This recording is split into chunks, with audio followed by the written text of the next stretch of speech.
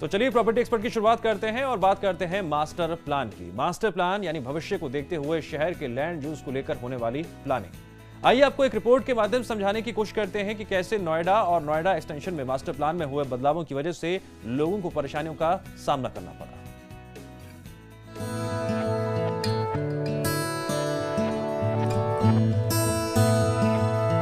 शहर के विकास की तस्वीर का लेखा जोखा, भविष्य की रूपरेखा को ध्यान में रखते हुए शहर के लैंड यूज को लेकर होने वाली प्लानिंग। जी हां, हम बात कर रहे हैं मास्टर प्लान की, जो शहर की बढ़ती जनसंख्या के मद्देनजर तैयार किया जाता है और प्राधिकरण को कई जमीनी पहलुओं को ध्यान में रखते हुए इसे तैयार करना होता है। लेकिन इसे कड़वी सच्चाई कहें या जमीनी हकीकत, अक्सर मास्टर प्लान को मंजूरी मिलने के बाद मास्टर प्लान में समय समय पर बदलाव होते रहे और इसका असर सिटी टू सिटी अलग अलग तरह से पड़ता नजर आया, कहीं पॉजिटिव तो कहीं नेगेटिव। बात करें नोएडा की, शहर में विकास की बागडोर संभाले नोएडा प्राधिकरण फिलहाल मास्टर प्लान को लेकर अपनी पीठ थपथपाने में लगा हुआ है। अभी तक 9,210.74 हेक्टेयर जमीन का इस्तेमाल अलग अलग लैंड यूज के मुताबिक किया गया। वहीं साल 2012 तक 1,000 हेक्टेयर जमीन का इस्तेमाल विकास कार्यों के लिए किया गया। इस जमीन पर काम फिलहाल जारी है। वहीं 2021 तक करीब 5,753.26 हेक्टेयर जमीन का इस्तेमाल विकास के कामों में किया जाएगा।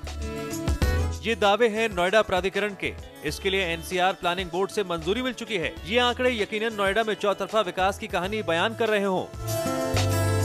नोएडा एक्सटेंशन की बात करें तो इसके मास्टर प्लान में भी कई बदलाव किए गए, जिससे कई लोगों को मुश्किलों का सामना करना पड़ा।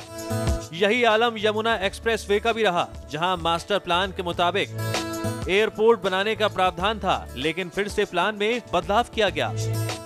commonfloor.com के सीईओ के मुताबिक बार बार मास्टर प्लान में बदलाव लाने से बायर्स को, शहर की जनता को कई समस्याओं का सामना करना पड़ता है।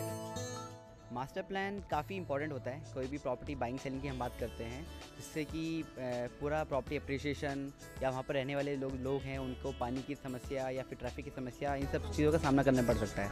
अगर हम एग्जांपल लेते हैं यमुना एक्सप्रेसवे पे, जैसे कि वहाँ पर ये था कि एयरपोर्ट आएगा, बट अभी एयरपोर्ट नहीं आ रहा है, तो उससे क्या है कि लोगों की काफ़ी एक्सपेक्टेशंस को धक्का लगा है। लोग सोचते थे कि प्रॉपर्टी प्राइसेस 2 या 3 साल में डबल हो जाएंगे, वो शायद नहीं हो पाएंगे। तो बहुत ही ज़रूरी है कि जो अथॉरिटीज़ होती हैं वो प्लानिंग ठीक से करें, वो मास्टर प्लान जो अप्रूव हो जाता है उसके बाद ज़्यादा छेड़छानी ना करें। नोएडा के अंदर जो FAR है वो चेंज किया गया है। बहुत सारी चीज़ों के कारण क्या हो रहा है कि जो बायर है अल्टीमेटली उसकी लाइफ में इम्पैक्ट हो रहा है। वो अपनी जो पूरी जमा पूंजी लगाता है प्रॉपर्टी खरीदने के लिए, उसको नहीं श्योरिटी है कि उसका जो प्लानिंग के हिसाब से उसने इन्वेस्टमेंट किया है वो वाकई ही प्लान इंप्लीमेंट होगा या नहीं होगा। जिस तरह से अलग अलग मदों में जमीन का इस्तेमाल किया गया है, उससे नोएडा का वाकई उतना विकास हो पाया है जितना बड़ा सपना देखा और दिखाया गया था। क्या लोगों की मूलभूत जरूरतों का पूरा ख्याल रखा गया है? सवाल बड़ा है, लेकिन जवाब आज तक नदारद है। आवासीय, commercial, industrial, institutional, transportation, agriculture के लिए जिस तरह से जमीन बांटी गई और विकास के दावे किए गए, वो कितने सही साबित हो पाए, ये अपने आप में एक बड़ा सवाल है। कहीं जाम लगने की समस्या, कहीं ग्राउंड वाटर की समस्या, तो कहीं जमीन को लेकर बिल्डर्स किसानों के बीच विवाद।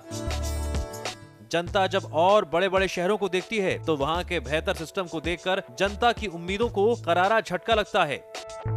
आखिरकार मास्टर प्लान को सुनियोजित तरीके से क्यों इम्प्लीमेंट नहीं किया गया? कहां हो रही है गड़बड़? सबसे बड़ा सवाल तो ये उठता है कि उत्तर प्रदेश हो या उत्तराखंड, सभी प्राधिकरण कब तक आंकड़ों की नुमाइश कर वाहवाही बटोरते रहेंगे और हकीकत से यूं ही मुंह मोड़ते रहेंगे। कैमरामैन अभिजीत के साथ सौरभ सानी, समाचार प्लस।